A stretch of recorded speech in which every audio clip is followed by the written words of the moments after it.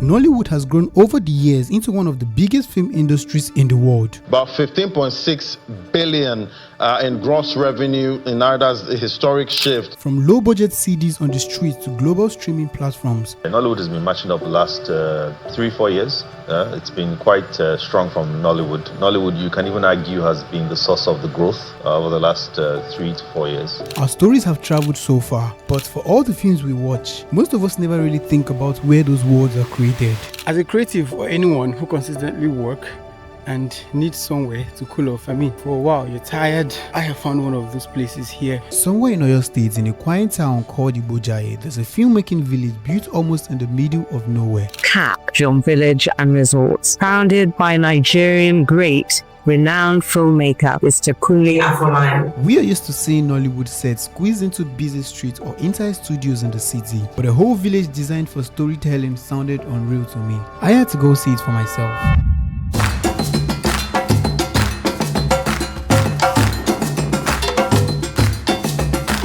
We're currently at Iyake today, and we're currently heading to one of the most beautiful places in Nigeria, as I heard, the KAP Film Village, Kunle Afolayan production. I think that's the full meaning of KAP. So right now we came all the way from Oyo. We have been traveling like throughout the whole southwest. We chose KAP as one of the places we're going to be visiting while traveling through southwest Nigeria, and we're currently in Oyo State, and this is Iyake. This is one of the, I don't know, this is like one of the popular places in this city, in this state, where they like police action. Okay, so this is like the route to get to the film village. So I heard it's really beautiful, so like let's go and see what it looks like and know what people are talking about this place. For most people, the journey to this place usually starts from Ibadan, the largest city in West Africa, but because we were already coming from Oyo town, it took us over 4 hours of driving to get here. The road was bad and the route felt really unsafe at times. It was just long stretches of bushes and small villages that felt far removed from the busy life of cities. So how could a cinematic film village exist here?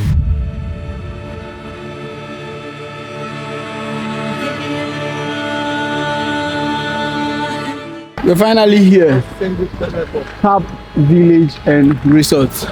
So we just arrived this place, and this is what it looks like. It's like this entrance, and on the right side there's a mountain. There are like so many mountains, and I think the reason why he brought this resort and this film village to this place is because they're like really nice places where you can make movies here. All those village movies, those Nollywood village movies. Yeah. Now I can feel the vibe. The atmosphere feels like Nollywood movies already. The KAP Film Village was created by Nigerian filmmaker Kunle Afolayan, one of the directors who has played a major role in shaping modern Nollywood. Over the years, he became known for films that pay closer attention to culture, history, and storytelling. In most of the films that I do, I always try to showcase the richness, of who we are as Africans and also as Nigerians. But creating those worlds on screen often require more than just actors and cameras. It requires an environment that feels authentic. That idea is what led to the creation of the KAP Film Village here in Igbojaiye. Instead of constantly building temporary sets or filming in crowded cities, the vision was to build a place where stories could live permanently. Doing this is what gives me rest and peace of mind, because I'm not doing it for me, I'm doing it for posterity. There's also a resort here where visitors can come, relax, and experience the atmosphere of the village for themselves. So beyond being a film location, it has also become a quiet getaway where people can step into the creative world, even if it's just for a moment.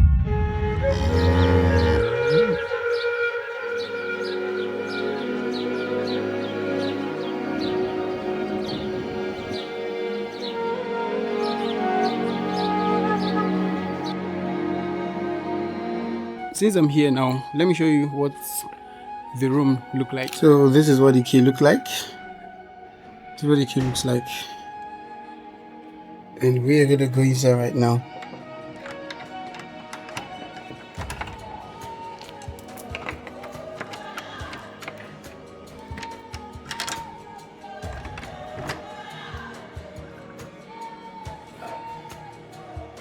So this is what this place look like. I mean, this is what all there is to this place. So first off, there's like the bed for you and your significant other. Two people can like stay here.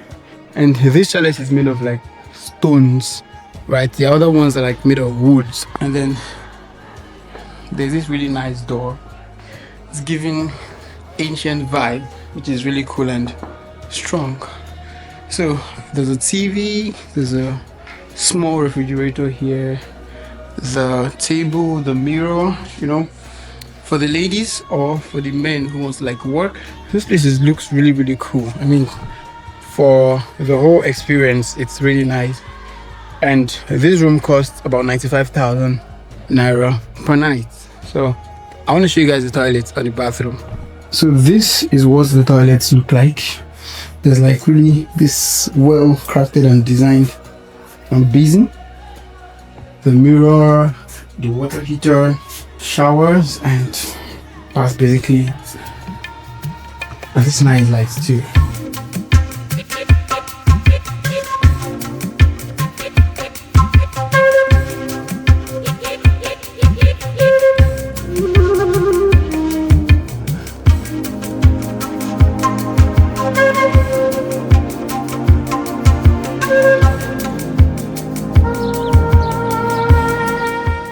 This was where the popular and award-winning Nollywood film Anikulapo was shot. I decided to take some time to explore the different part of the village and the sets used for filming. This place is not so big, but in movies, it feels like they use many villages. They travel from one place to another, different places.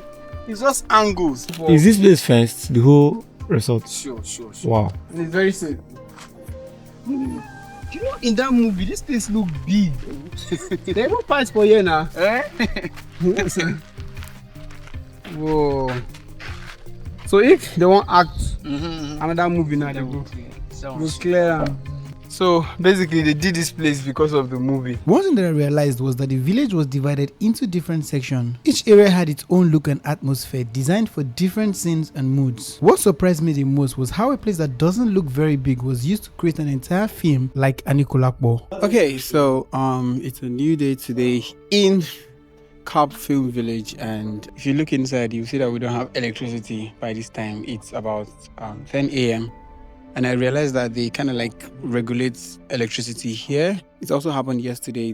There was no light from like 2 p.m. to like around 6 p.m. I don't know if they're trying to like regulate the electricity or petrol, diesel, and that's like the only drawback. I mean, it's like one of the best getaway destination here in Nigeria, and I loved it. I enjoyed my stay here, but the only drawback that I saw is the fact that electricity is being regulated and it's not so nice. And just when we thought we were done for the day, someone mentioned the place not too far from here. A suspended lake sitting on top of a mountain. It sounded a bit strange at first, almost had to believe, but it got us curious, and instead of heading back, we decided to check it out for ourselves. Hello, today we are currently at Iyake Suspended Lake, the only suspended lake in Africa and one of the two that exist in the world. Like 6 to 7 decades ago, I mean 60 to 70 years ago, two white people, they came to this mountain.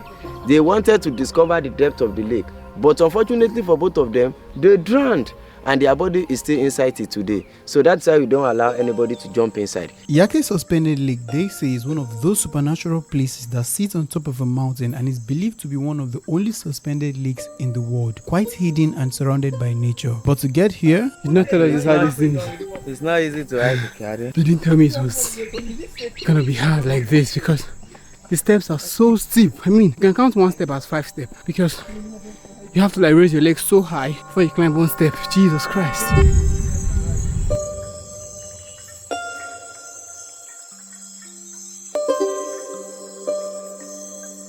This lake has been in existence before. There was one woman that was living in Sangota, Oyo State, before the woman later migrated back to Oyo. According to history, that woman was a barren. So one day they abused the woman that you are a barren, you did not conceive. That woman was so sad. That woman was so devastated. So that woman came to this mountain, climbed, cried before she jumped inside the lake. So that is where the lake got its name, Iyake, woman's cry. And the woman did not come outside till today, because the lake is endless lake. That lake is bottomless lake. Some people do ask that, I'm very good at swimming. Can I jump inside this lake? We do tell them, no, you can't do that. This is lake. It's not flowing like a river. There is no way you will jump inside the lake and you will survive. No way. That is why we don't allow anybody to do that. For some decades ago, like 6 to 7 decades ago, I mean 60 to 70 years ago, two white people, they came to this mountain. They wanted to discover the depth of the lake, but unfortunately for both of them, they drowned, and their body is still inside it today. So that's why we don't allow anybody to jump inside, because the lake is bottomless lake. And the significance of Iyake water, the water is not algae induced. The water is drinkable. Yes, the water is drinkable, and they are using the water for any kinds of prayer. Is there any by chance that this lake ever dries up? Does it ever dry up? No. So what? During rainy season, dry season. Even in dry season, yes, it doesn't dry up. Yes, it can only reduce small during dry season. Yes. Wow. So who confirmed? Is there like a scientist that confirmed that this lake is bottomless, or it's just like a myth, or because people die? You know that I've already said it earlier that in the maybe 6 to 7 decades ago, which is 60 to 70 years. So 2 white people, they came in, so they wanted to discover the depth of the lake. So they need to tie the chain over there, and someone have to just enter.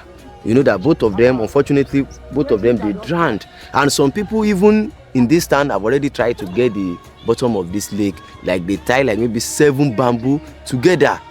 But till today, the lake is endless. Yes, it's bottomless lake till today. So, and it doesn't dry up? Yes, it doesn't dry up. Honestly, I didn't expect this trip to turn out like this. We came all the way to see a film village and a place where stories are created, and somehow on our way back we ended up here. It just makes you realize that there's still so much to see, so many places you wouldn't even expect. If you enjoyed this, make sure you subscribe for more videos like this, and let me know in the comments, would you visit a place like this?